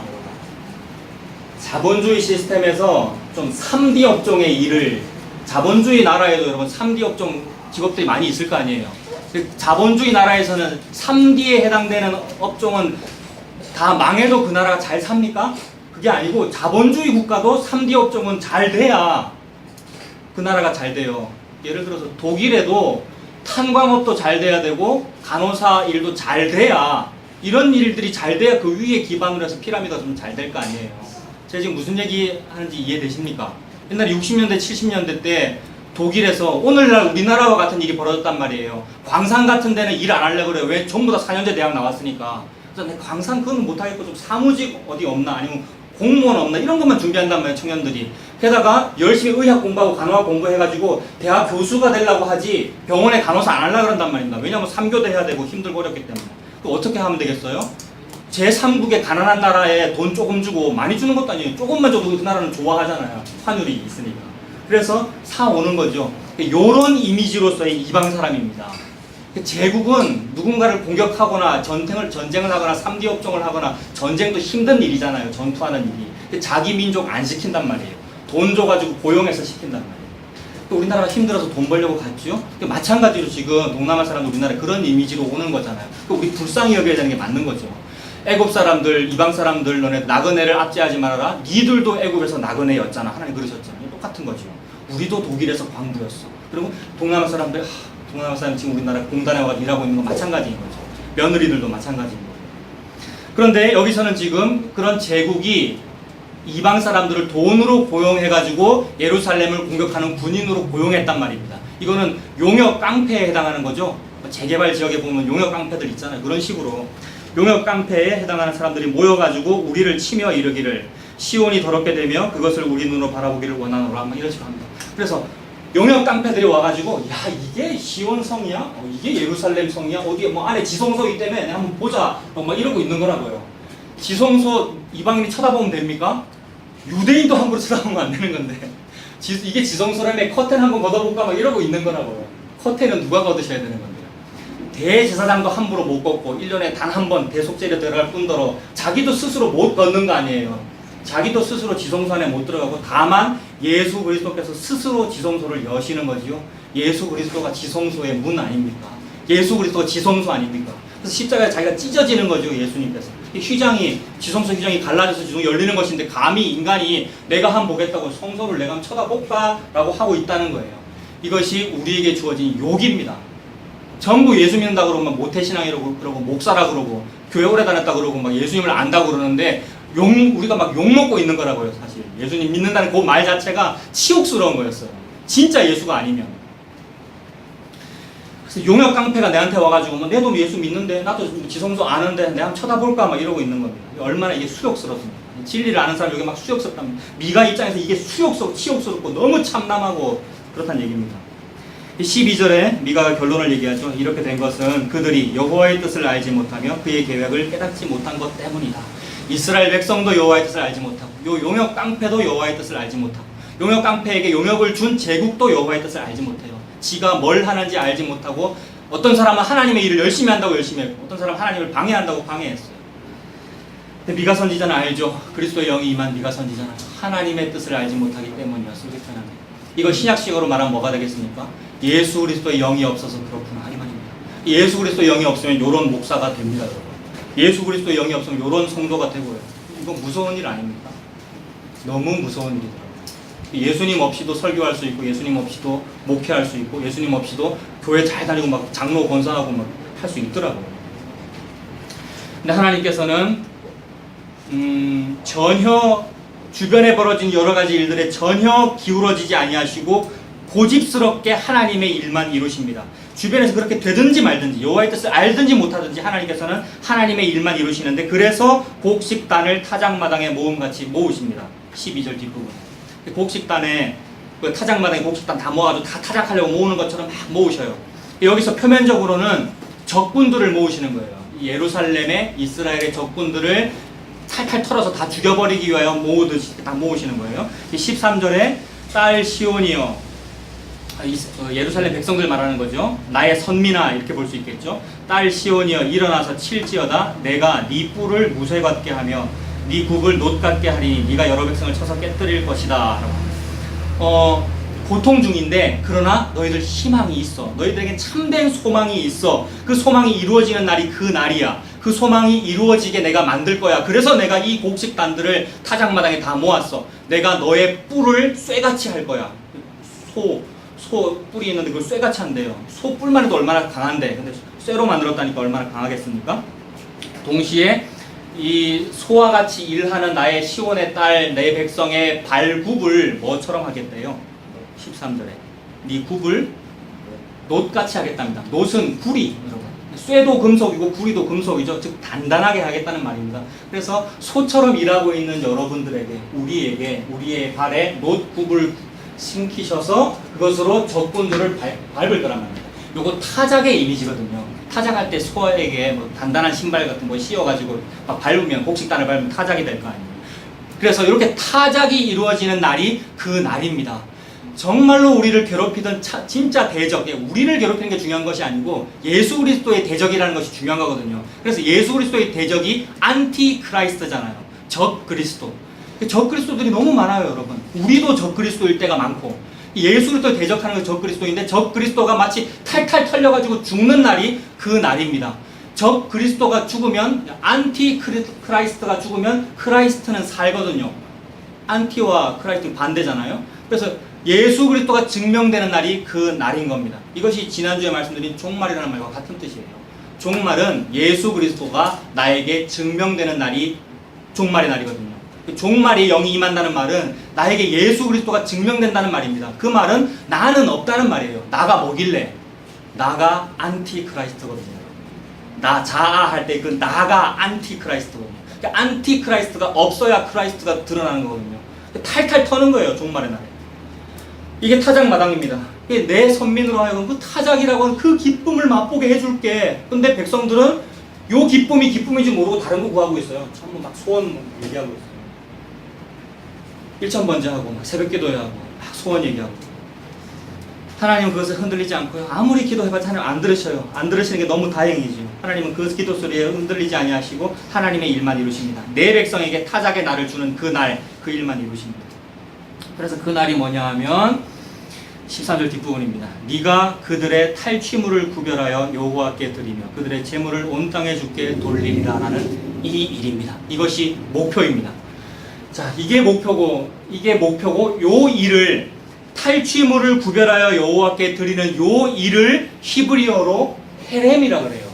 저는 아까 말씀드렸잖아요. 요 개념을 알고 있었고 그 개념이 복음이기에 좋아하고 있었는데 그 말을 특별히 헤렘이라고 하는지를 이번 주에 알았다고요. 어떻게 알았냐면 여기 직역성경에서 요거를 요런 식으로 번역을 안 하고 탈취물을 구별하여 여호와께 드린다 이렇게 번역을 안 하고 헤렘이라고 그냥 번역을 해버렸어요. 그래서 이게 특이해서 제가 찾아봤는데 이겁니다.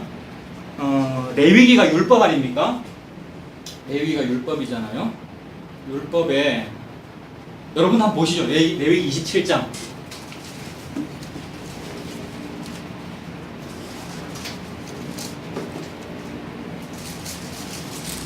레위기 27장 28절. 여러분 주로 가지고 계신 게 개역 개정이지 않습니까? 개역 개정으로 한번 읽어주십시오. 그 레위기 27장 28절. 다 같이 한번 시작. 그 사람이 자기 소유 중에서 오직 여호와께 온전히 바친 모든 것은 사람든지 가축이든지 기업에 바치든지 헌정하고 부도로 나타나니 바친 것은 다 여호와께 지극히 거룩함이며. 그러면 자, 그 구절에서 저도 그 구절을 딱 읽었을 때 무슨 생각이 드냐면 온전히 바치는 것이 좋은 거구나 라는 이런 말이잖아요. 온전히 바쳐야 되는구나, 또는 온전히 바쳤으면 더 이상 미련 가지지 말아야 되는구나 라는 이런 이미지이지 않습니까? 그래서 그런 구절들에서 일반적으로 좀 헌금을 하거나 헌신봉사를 하거나 온전히 하세요 라는 교훈이 나오기 마련이죠. 근데 그 말이 아니더라고요. 그 29절도 보십시오. 29절에도 뭐 똑같은 표현이죠. 온전히 바친다는 그런 얘기잖아요. 여기 직역성경을 제가 한번 읽어볼게요. 28절은 이렇게 되어 있습니다. 그러나 각 사람이 그의 것 중에 여호와께 헤렘으로 바친 모든 것은, 여기도 번역을 안 하고 그냥 헤렘으로 이렇게 해놨어요. 좀 이상하죠. 헤렘으로 바친 모든 것은 사람이나 가축이나 자기 소유의 밭이나 드린 모든 것이 팔리지 못할 것이고 무르지 못할 것이다. 헤렘, 그것은 여호와께 지성물이다. 헤렘은 지극히 거룩한 물건이다. 그 다음 29절도 사람이 헤렘으로 바쳐지면 어떤 사람도 구속받지 못합니다. 사람이 헤렘으로 바쳐지면 어떤 사람도 살아남지 못할 것이다. 사람도 헤렘으로 바쳐진대요. 근데 헤렘이 아까 뭐였냐면 여러분들이 읽으신 그 성경책에는 온전히 바쳐지는 그 일이 헤렘이거든요. 우리가 우리를 온전히 바치잖아요. 그렇지 않았습니까? 저는 주의 종이라고 신학교 갈 때 주님 재단에 저를 온전히 드립니다라고 갔거든요. 안 그랬겠습니까? 다들 복음을 많이 들으셔서 옛날 얘기 잘 생각이 안 나시면 우리 다 그렇게 크리스찬 됐고 다 그렇게 직분했고 저도 그렇게 목사 됐고요. 우리 어머니는 어땠을까요? 눈물로 새벽기도 하셨고 그다음 저에게 전병호 목사가 쓴 낙타무릎 이런 책 선물해줬다고요. 목사 됐다고 아니 저기 전도사 됐다고. 낙타무릎 생각나십니까? 아십니까? 예. 모르십니까? 예. 안다고 해야 내가 이거 말이 잘 나올 거 아니에요. 예. 그러니까 지극히 갸륵한 종교심이잖아요. 근데 다 그렇게 했잖아요. 나도 그렇게 했고. 그래서 온전히 바친다는 이런 구절들 나오면은 너무 좋아했다고. 맞아, 나도 이렇게 해야 돼. 내가 정말 온전히 바쳐졌어. 근데 이거 무서운 말씀이에요. 알고 보면은 헤렘으로 바쳐진 자는 살아남지 못하리라라는 얘기거든요. 여러분들 보십시오. 29절에. 헤렘으로 바친 사람은 저는 지금 구속받지 못할 것이다 이렇게 돼 있는데 여러분 성경책 분명히 살아남지 못할 것이라고 돼 있을 거예요. 반드시 죽일지니라. 무서운 얘기 아닙니까? 근데 우리 큐티도 많이 했고 옛날에 은혜도 많이 받았는데 온전히 바치려고는 하는데 동시에 온전히 바쳤으면 나는 죽었다 이런 생각은 안 하더라고요. 이걸 읽어도 넌지시 넘어가더라고요. 우리가 자꾸 좋은 것만 취사 선택했었던 것 같아요. 안 그렇습니까? 우리가 큐티 할 때 좋은 것만 취사 선택했었어요. 사람이 헤렘으로 바쳐지면 어떤 사람도 구속받지 못 살아남지 못한 이런 얘기고 그는 정령 죽임을 당해야 한다 이런 말입니다. 자, 그러고 나서 이 헤렘의 개념이 또 어디에 나오느냐 하면 여호수아 6장 보십시오, 여러분. 여호수아 6장.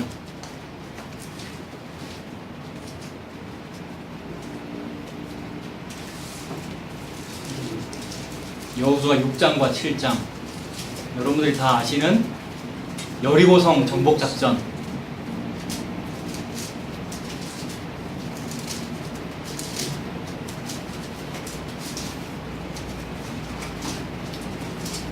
여호수아 6장 17절에 여러분 펼쳐 놓으시고 제가 이렇게 읽어 볼게요. 여호수아 6장 17절입니다. 여리고 성, 그 성과 그 안에 있는 모든 것이 여호와께 헤렘이 되어야 한다. 또 여기도 또 번역을 안 하고 헤렘이라는 말을 써버렸어요. 헤렘이 되어야 한다. 단지 그 안에 있는 창녀 라합과 그 가족은 살아남은 이거 아는 이야기죠. 그리고 18절에 오직 너희들은 너희 자신들을 그 헤렘으로부터 지켜서 너희들이 전멸시키고 나서 다시 그 헤렘으로부터 취하지 않도록 해라. 그리하면 너희들이 이스라엘 진을 헤렘으로 놓아 위험에 처하게 만드는 것이다. 이상하죠. 좀 이따 제가 설명할게요. 아무튼 헤렘이라는 말을 자꾸 했다는 얘기고요. 무슨 얘기냐면 하나님께서 여호수아를 통하여 이스라엘 백성들이 명령했죠. 여리고 성을 이제 정복하러 갈 건데 여리고 성은 가나안 땅의 첫 번째 전쟁 아닙니까? 가나안 땅에 입성해가지고 첫 번째 전투라고요. 이스라엘 백성은 가나안 땅을 정복해야 되는 거잖아요. 그 정복 전쟁에서 가장 중요한 제일 첫 번째 싸움인 건 여기서 이겨야 되겠죠. 여기서 지면 이제 다 지는 거 아니에요. 첫 번째 전쟁에 이겨야 되는데 이기는 방법이 뭡니까? 여리고 성에서 이기는 방법? 돌아라, 돌기만 해라고 되어 있는 사실 그 말은 아무것도 하지 마라 이 얘기입니다. 전쟁을 하려면 하나님이 좀 제대로 명령을 하셔야 되죠. 사드를 좀 하든지 핵미사일을 준비를 하든지 이런 작전을 말씀하셔야 되는 그게 아니고 돌기만 해라 요 얘기는 아무것도 하지 말아라 이 말입니다. 그 말은 이 전쟁은 여호와께 속한 전쟁이니 여기서 너희들은 싸울 것이 없다 이 말입니다. 나가 혼자서 다 하는 것이니 너희들은 아무것도 하지 말아라 라는 뜻인데 이것도 문자적으로 해석하여 도라라고는 돼 있으니 도는 일은 해야 되잖아요 라고 해석하면 그리스도의 영이 없는 겁니다. 예수 그리스도 그 말씀을 하고 계시지 않아요. 도라라고 적혀 있어도 여러분 아무것도 하지 말라는 그 의미로 도라라는 얘기란 말입니다. 사람은 교훈을 받고 싶기 때문에 찾아내는 거예요. 내가 할 일이 무엇인가를 적용점을 찾아내려고. 그래서 은혜로 구원받는 것이 맞지만 그러나 성을 돌기는 돌아야 되는 거니까 내가 교회 가서 이것도 해야 되고 목사님을 위해서 이것도 해야 되고 뭐 해야 되는 거 맞지라고 해석하는데 지 탐심을 위해서 해석한 겁니다. 그래서 영이 없어서. 근데 하나님의 핵심은 뭐냐 하면 아무것도 하지 말아라 라는 이 의미입니다. 그러면은 모든 전쟁에는 전리품이라는 것이 있는 거잖아요. 병사들은 평소에는 군인이 아니거든요. 평소에는 군인이 아니고 농부 아닙니까? 근데 국가가 농부들을 우리나라 지금 전쟁이 일어났으니까 좀 군인으로 좀 오세요. 그게 징집 아닙니까? 싸워주면은 국가가 당신에게 월급을 줄게요 라고 해야 되는데 월급을 국가가 돈이 그렇게 많지 않거든요. 세금 걷어야 되는 거거든요. 그래서 월급을 주는 것이 아니고 당신이 열심히 이 전쟁을 수행하셨으니 당신이 싸워서 얻는 전리품은 다 당신이 가지세요 라고 하는 게 전통적인 전쟁에서의 국가 정책입니다. 이게 군인에게 월급 주는 시스템이거든요. 우리나라 옛날에는 월급 별로 없었는데 저나 월급 별로 없었는데 요새는 오른다고 하는데 군사에게 월급 줘야 되잖아요. 옛날에는 그 군사에게 줘야 되는 월급이 전리품이었단 말입니다. 근데 하나님이 지금 헤렘을 말씀하고 계시는 건 뭐냐 하면 이제 병사들이 여리고성에 쳐들어가 가지고 전리품을 취할 수 있죠. 여리고 성 안에 있는 재물도 내가 가져도 되고 거기 있는 부녀자도 가져도 됩니다. 군인이 부녀자를 가진다는 이미지에서 일본군 위안부 이미지도 나오는 거예요. 이거 같은 맥락이에요. 매우 죄스러운 거예요. 같은 이미지입니다. 옛날에 몽골 징기스칸이 대륙을 다 지배했잖아요. 그 군대가 강했잖아요. 그 군대 남자 아닙니까? 그 남자들이 배낭에 암캐를 데리고 다녔다 그러거든요. 같은 이미지입니다, 여러분. 일본군 위안부 그런 거예요. 그래서 그런 식으로 백성들에게 남자 군인들에게 솔깃하게 하는 거죠. 여리고성의 전리품 다 네 거야. 물건도 다 네 거고 부녀자도 네 거야. 그래야 열심히 싸울 거 아닙니까? 요거를 지금 하지 않도록 말씀하고 계시는 거예요. 근데 이것이 그러면 윤리도덕적인 얘기냐, 부녀자를 건들지 말아라 라는 무슨 윤리도덕적인 얘기냐, 그것이 아니고 하나님은 뭔가 다른 얘기를 지금 하고 계십니다. 고대로부터 항상 모든 사람의 이 모든 인류의 전쟁이라는 것은 당연히 내가 막 칼질하고 참으로 싸우고 열심히 땀 흘려가지고 열심히 노력했으면 이 노력한 것이 원인이 되어 결과로 전리품은 내가 가지는 것, 이게 당연한 거잖아요. 인지상정이잖아요. 이게 인과율이란 말입니다. 내가 땀 흘렸으니까 여리고성의 전리품은 나의 상급으로서 결과로 가지는 거야. 인과율이잖아요. 근데 하나님이 요거 하지 말아라라는 말을 헤렘으로 표현하신 겁니다. 헤렘이라는 말은 진멸된다라는 뜻이거든요. 싹 다 죽여야 된다. 근데 내가 저 짐승 가축들 아니면 부녀자들을 내가 갖고 싶은데 갖지 못하고 다 죽여야 된단 말입니다. 헤렘, 진멸될 것. 하나님 앞에 여리고성이 헤렘이니까 니들 가지지 말고 다 헤렘해라고 명령하신 거란 말이에요. 근데 온전히 바쳐진다 뭐 이런 식으로 표현을 해버리면 그 표현도 괜찮은 표현인데 우리가 잘못 해석할 가능성이 크죠. 아, 온전히 바치래. 그러니까 내가 부녀자 이런 거 나가 가지지 말고 가축도 내가 가지지 말고 다 하나님께 드리래. 아, 나는 하나님께 잘 드리는 사람이 되어야지. 이렇게 해석하게 되는데 그게 아니라 나는 아무것도 가지지 말고 다 죽여버려라 라는 뜻이 된다고요. 얼마나 죽이기 아까울까요, 여러분? 여리고성의 부녀자들이나 거기에 값싼 노동력이나 아니면 가축들 얼마나 죽이기 아까울까요? 근데 하나님이 다 죽이라고 하십니다. 다 죽이라는 말은 무슨 뜻일까요, 여러분? 가지지 말아라, 다 죽여라는 무슨 뜻일까요? 하나님이 지금 인과율을 반대하고 계시는 거죠. 인과율을. 모든 인류의 생각은 지난번에 우리 갈라디아서에서 봤잖아요. 스토이헤이아는 모든 고대로부터 인간들에게 있는 원래부터 사람 속에 있는 우주관, 가치관 이거란 말이에요. 모든 인간의 인격 속에 들어있는 이 가치관, 이성과 경험은 뭐냐 하면 내가 열심히 노력해서 좋은 걸 얻어내야지 요거란 말이에요. 근데 하나님이 그거 지금 무시하고 계신 거란 말이에요. 그 말은 어떤 인간도 자기의 노력에 자기의 노력에 의미를 둘 가치가 없어 이 말입니다. 너희들은 인생을 의지하지 말아라. 그들의 호흡은 코에 있나니 수에 칠 가치가 어디 있느냐. 우리는 인구 조사될 가치가 없단 말입니다. 국가에서 인구 센서스 하잖아요. 여기에 사람이 몇 명이나 세는데 인구 조사할 가치가 없다 이 말입니다. 요거 잘 받아들여지시나요? 자존심이 상해가지고 못 받아들여지더라고요. 그것이 뭐냐면 주보에 내 이름 빠지면 기분 나쁜 게 그거란 말이에요. 나는 내 이름 빠져도 아무 말도 못해도 상관없는 존재여야 하는데 안 된단 말입니다. 요람에 내 이름 빠지면 내가 이 교회 창립 멤버인데 어디 요람에 내 이름 빠지면 교회 연역에 창립 기독자 명단에 이름 빠졌다고 막 화내고 똑같더라고요. 그리고 같은 맥락에서 어떤 모임의 지도자는 어떤 뭐 회사의 사장님이나 어떤 공동체의 지도자나 아니면 교회 목사님은 자기 그룹의 숫자를 세게 됩니다. 그래서 사람들이 많으면 좋아하고요. 본능적으로 기분이 좋아. 그리고 없어지면은 안타깝고. 옛날에 미니홈피 여러분 아십니까? 싸이월드 미니홈피 아세요? 거기에 방문자 숫자 막 뜨고 막. 요새도 그런 인터넷에서 다 그렇죠. 방문자 숫자 뜨잖아요. 댓글 개수가 몇 개고 좋아요가 몇 개 나오는가. 저는 페북을 안 합니다. 페북도 그런 거 아니야? 엄지손가락이 좋아요 뭐 그런 거죠.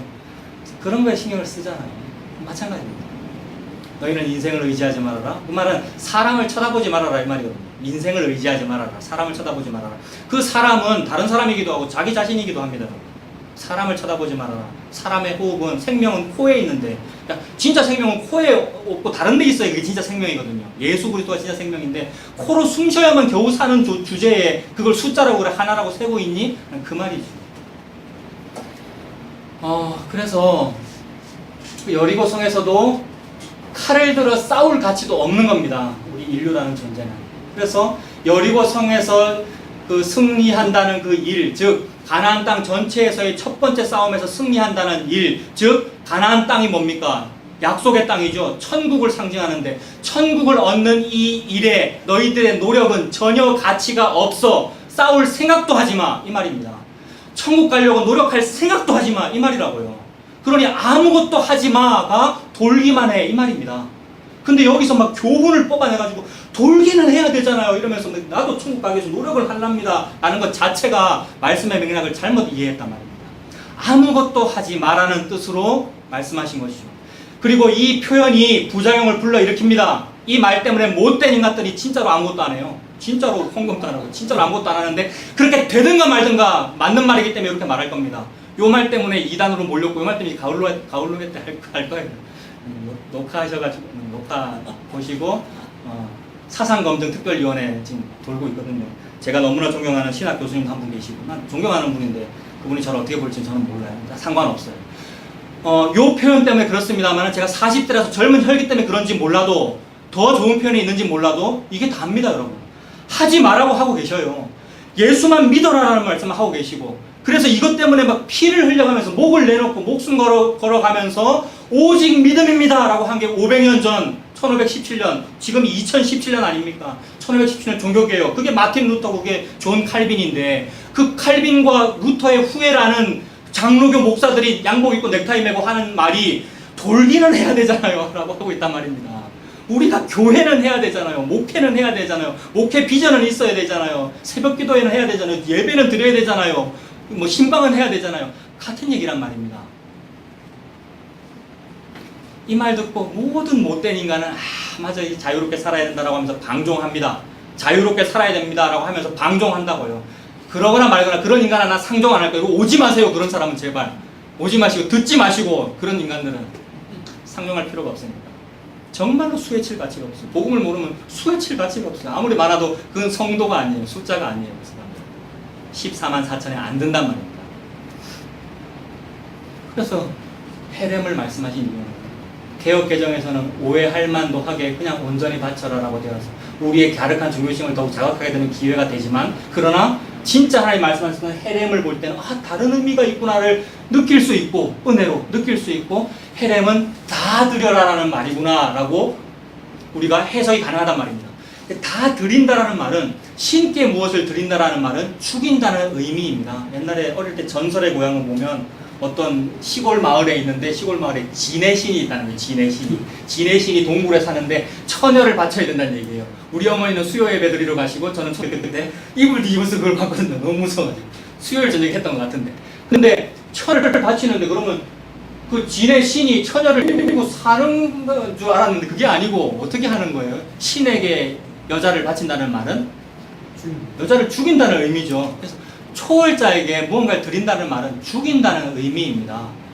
그 진의 신 얘기, 뭐 우상 잡신 얘기에서 조금 반감이 듭니까? 이런 모든 제사 시스템 이거 다 어디서 나온 겁니까?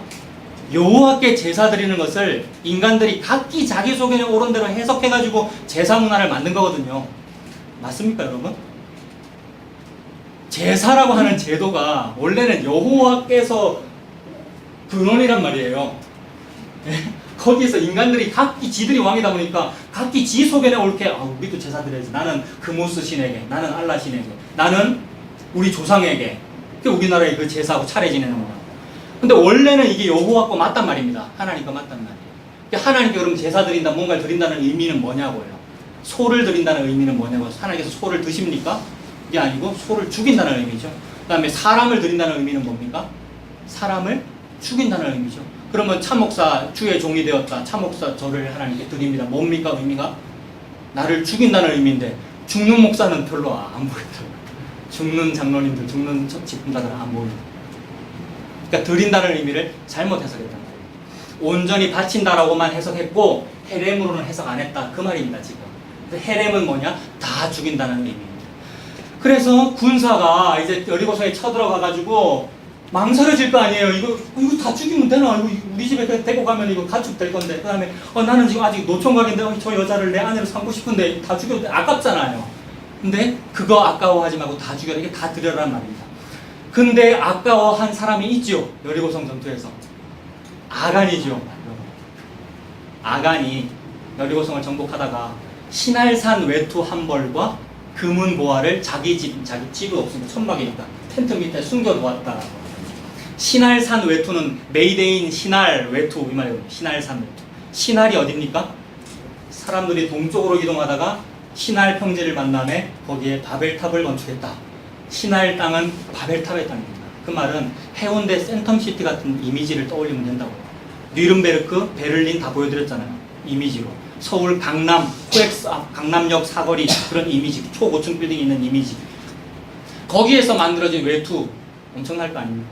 박근혜 최신실 입었던 그런 무슨 뭡니까? 최고로 5급. 얼마나 좋겠어요. 근데 아간이 생각하겠죠. 아니, 내가 이렇게 힘들어서 지금 여리고성을 정복하고 있고. 돌다가 다 무너지고 나서는 전투했습니다. 다 무너지고 나서는 막 칼질하고 싸웠다고. 근데 힘들 거 아니에요. 내가 이렇게 힘들어 싸우고 있는데 당연히 난 전리품을 취하는 것이 맞지라고 취했단 말이에요. 너무나 당연하죠. 스토이 헤이아로는 너무나 당연하다고요. 인간의 일반적인 가치관으로는 너무나 맞는 말이라고요. 모든 회사들의 모든 모토, 이 세상 모든 시스템들이 세우는 현수막에 적혀있는 모든 말은 전부 맞는 말입니다. 부산 시내에 운전하다 보면 육교에 불교 방송 BBS에서 붙여놓은 현수막들이 있거든요. 저는 볼 때마다 얼마나 은혜 받는데요. 보십시오. 눈살 찌푸러지지 않습니다. 전부 좋은 말만 적어놨단 말이에요. 맑고 향기롭게. 얼마나 좋은 말. 나쁜 말 절대 안 한단 말입니다. 모든 교회들도 마찬가지죠. 모든 현수막에 모든 말들 전부 맞는 말만 해요. 가치관으로는 전부 맞는 말이에요. 아간이 했던 요 생각 너무 맞는 말입니다. 내가 이렇게 원인을 제공했으니 결과치는 것이 맞다. 근데 하나님은 그거 하지 말랍니다. 그래서 하나님이 아간을 찾아내시죠. 지금 여호수아 펼쳐져 있지 않습니까, 여러분? 네, 7장 1절에 보면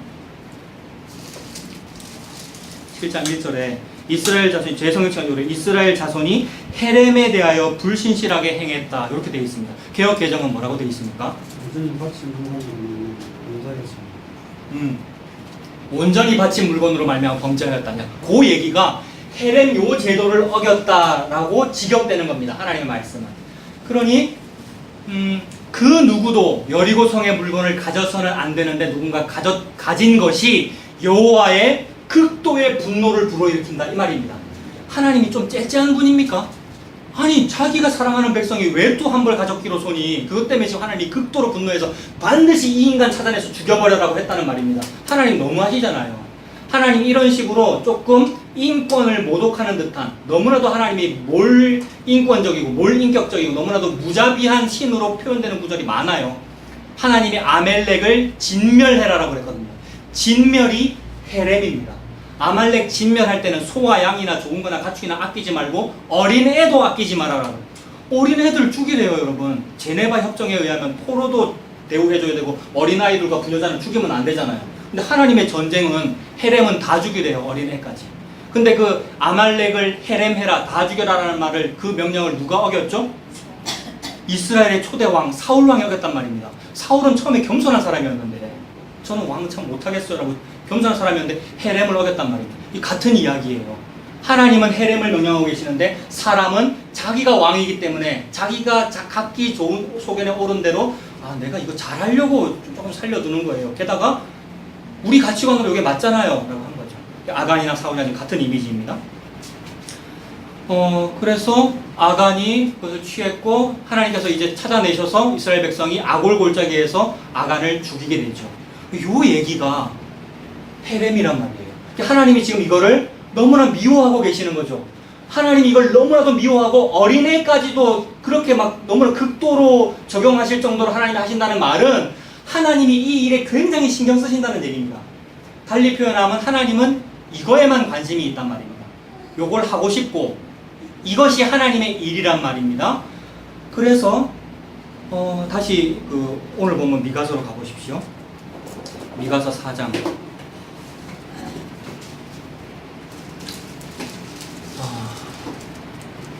우리가 신앙생활 하면서 교회 다니면서 하나님의 일 정말 많이 했고요. 하나님의 일이 뭔지를 알고 싶다. 그다음에 또 복음 알고 나서도 그럼 복음 안 그 이후에는 그럼 어떻게 해야 될까? 앞으로 뭘 할까? 라고 찾게 되는데, 그래서 뭔가 가치로운 무언가를 하고 싶어요. 그래서 가치로운 그 무언가라고 하는 깃발이 딱 꽂혀지길 바란단 말이에요. 그래서 정말로 훌륭한 어떤 목사님이 깃발을 딱 꽂아주면 거기 달려가고 싶어요. 내가 좀 재산도 있고 지금까지 돈도 있고 우리 집에 연금도 좀 있는데 이거 어디 쓸 데는 없고 정말 쓰고 싶은데 함부로는 못 쓰겠고 진짜 괜찮은 교회가 발견되면 나 저기다 쓰고 싶어 라는 이런 것이 좀 보여지기를, 그래서 표대가 보이기를, 진짜 표대는 예수 그리스도인데 표대를 향해 달려가라고 하는데, 근데 어떤 눈에 보이는 다른 표대가 있기를 막 바라서 하고 싶어 한단 말이에요. 그래서 하나님의 일을 막 탐구해요. 하나님의 일을 알고 싶어서. 근데 하나님의 일이 뭔지를 이렇게 넌지시 보는 거예요. 모자이크처럼 하나님만 흩어서 말씀하시기 때문에. 그러니까 하나님의 일이 오늘 지금 다 보니까 하나님 지금 헤렘이라는 일에 굉장히 신경 쓰고 계시는 애가 느껴지잖아요.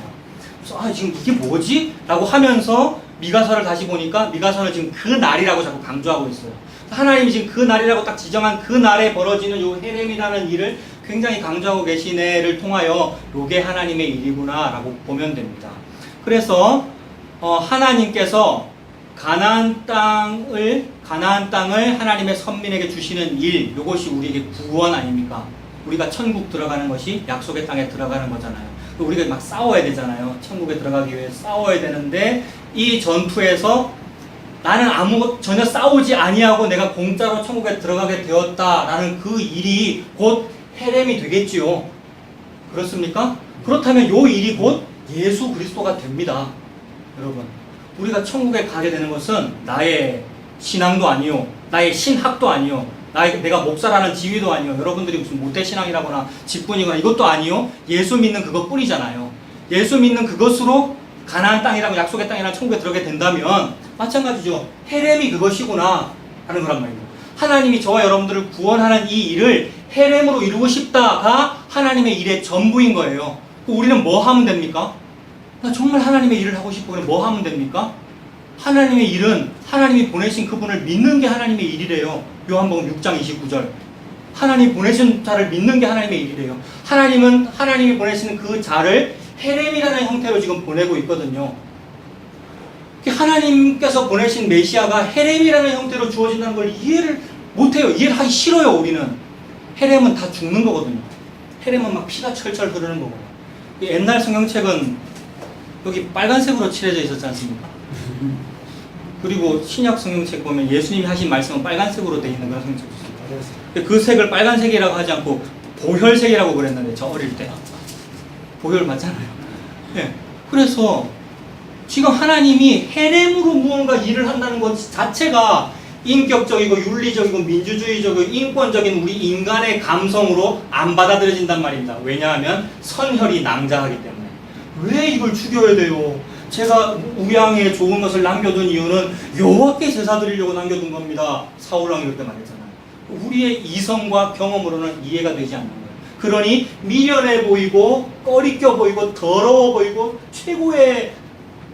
아주 최고의 고통스러운 사형 제도로 보인단 말입니다. 십자가지요. 헤렘은 십자가입니다. 하나님이 가장 열심히 신경 써서 하시고 있는 일은 예수 그리스도 십자가입니다. 헤렘과 온전히 바쳐진다는 말과 하나님께 드린다는 말, 헤렘으로 드린다는 말, 십자가라는 말, 예수 그리스도라는 말 동의어입니다. 그래서 막 사람들이 뭐도 모르고 제가 한번 하나님의 일을 열심히 한번 해볼래요. 뭐가 하나님의 일입니까? 라고 물을 때에 하나님이 보내신 자를 믿는 게 하나님의 일이야 라고 밖에는 답할 수가 없는 거예요. 예수님께 대답하신 거잖아요. 예수 그리스도가 헤렘입니다.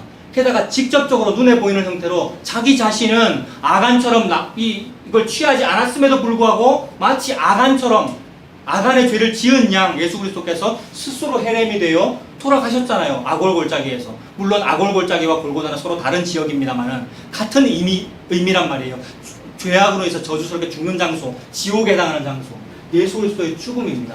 즉 예수 그리스도가 우리 인류에게 공짜로 주어지는 일이 헤렘이고 그 날이 그 날입니다.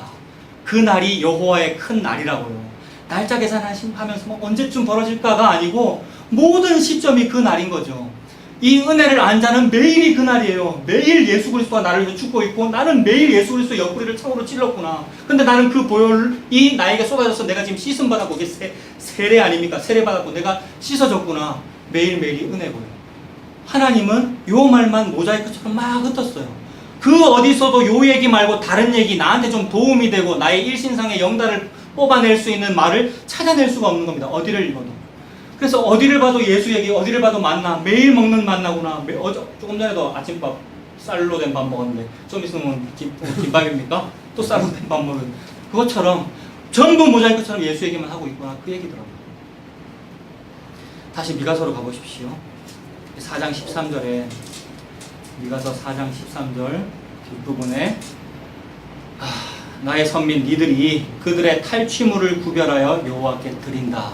탈취물이 전리품이고요. 전리품을 구별한다라는 말은 성별되었다라는 말입니다. 성별된 것은 손대면 안 되거든요. 거룩하게 구별됐다, 성별됐다. 지성소로 올려드려야 되는 것은 손대면 안 됩니다. 옛날에 이제 그 종교권에 있는 간증이었는데 어릴 때 듣고 감동받은 간증이었는데 어떤 사람이 이제 직장에 취직해가지고 첫 월급을 받았다는 거예요. 첫 월급을 받았으면 보통 어떻게 합니까? 첫 월급 받았으면 하나님께 드려야 되죠. 11조만 드리면 안 되고 몽땅 다 드려야 됩니다, 여러분. 저 첫 전도사 첫 월급 50만 원입니다. 몽땅 다 드렸더니 교회가 감동을 해가지고 어휴 훌륭한 신학생이라고. 그런 이미지. 그래서 이제 어떤 사람이 취직해가지고 첫 월급 받아가지고 그냥 하나님께 안 드리고 어머니가 늘 가난하게 사셨기 때문에 어머니 사드렸대요. 어머니 드렸대요. 그랬더니 어머니가 봉투를 딱 봤더니 갑자기 탁 놓더래요. 왜냐하면 여호와께 선물이니까.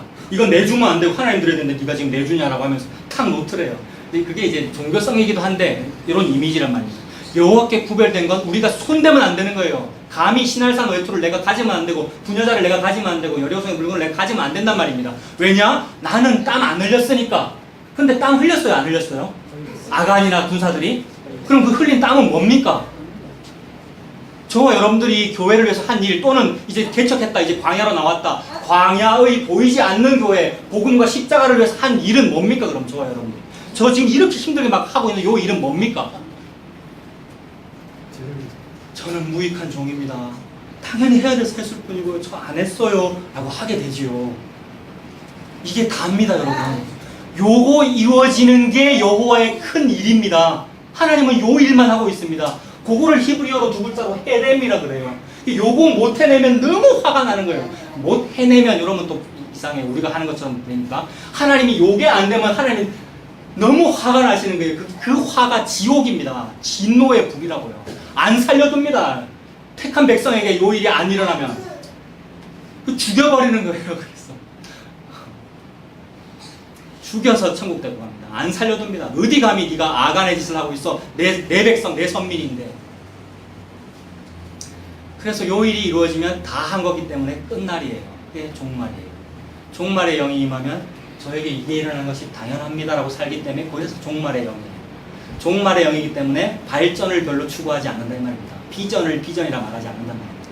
종말이니까 끝났으니까 같은 말이죠. 예수 그리스도 다시 오길 기다립니다는 그 말이 이게 눈에 보이는 형태로 온 만천하에 아무리 말해도 안 믿는데 온 만천하에 증명되는 그날이 제게 임하기를 바라요. 그날이기도 하고 마찬가지죠. 또 하나님은 포기하지 않고 보통 13절처럼 이렇게 됐으면 이제 마지막 예수 그리스도 영광 예수 그리스도라고 하면서 딱 끝나면 너무 좋은데, 그리고 저도 그렇게 마치고 싶은 유혹을 받을 만한 문장이에요. 게다가 9절도 그렇게 돼 있어. 4장 13절이 끝나니까. 근데 제가 문단 구분을 어떻게 했습니까?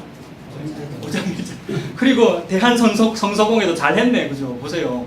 5장 1절인데 그 밑에다 제목 붙여서 문단 구분을 했잖아요. 그러니 하나님은 지금 5장 1절 또 이런 얘기예요. 딸 군대여 너는 때를 모을지어다.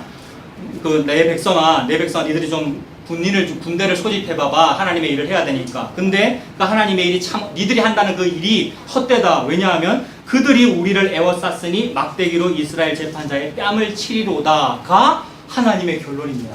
이상해요. 예수님의 12제자들이나 아니면 메시아를 기다리는 수많은 사람들이 바라던 메시아 상은 13절 같은 데서 딱 끝나는 거예요. 그래서 예수 그리스도가 딱 등장해서 왕좌에 딱 앉으셔가지고 천하 만국을 다스리는 그 일로 딱 끝나고 그게 종말이었으면 좋겠다 가 되면, 그러면 예수 그리스도가 왕좌에 올라서 헤로드 왕 또는 로마 황제를 물리치고 예수님이 왕 되면 베드로, 야고보, 요한은 뭐 하면 됩니까? 국무총리 하면 되고 좌의정하고 영의정하면 되죠. 그러니까 우리가 이제 그렇게 하고 싶은 거죠, 내심. 그래서 그걸 바랬었는데 그것 자체가 신할산 외투를 취한 거죠. 여리고성의 전리품을 야고보, 요한 우리가 취하게 되는 거잖아요, 여러분.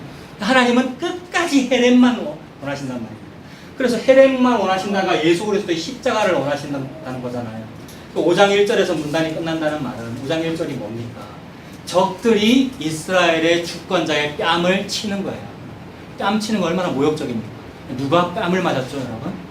저와 여러분들이 참 뺨 많이 맞았습니다만 그게 뺨 맞은 겁니까?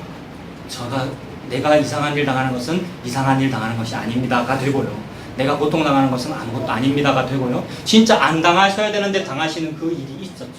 그것이 예수 그리스도고 헤렘이죠. 하나님은 지금 헤렘만 말씀하고 계십니다. 요것이 온전히 바쳐진 사람의 모습입니다. 그 앞에서 감히 제가 헌금 좀 했습니다라는 말이 안 나와요. 그리고 아까 레위기 봤습니다만 레위기의 그 헤렘이라는 말 쭉 나오고 나서 나오는 말이 11조예요. 그럼 11조도 뭡니까? 예수 그리스도가 11조인 거예요.